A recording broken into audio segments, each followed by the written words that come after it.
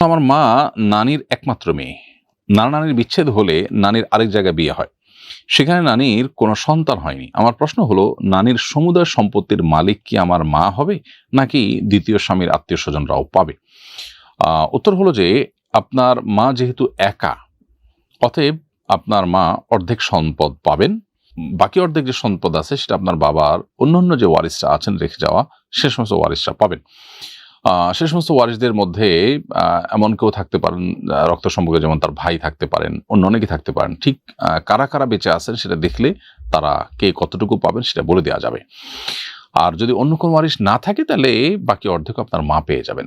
কিন্তু আপনার নানির যে আরেকটি বিয়ে হয়েছে, সেখানে যদি কোনো সন্তান হয়নি, সেখানে সেই স্বামী যদি বেঁচে থাকেন তাহলে তার একটা হিস্সা সেখানে থাকার সুযোগ আছে।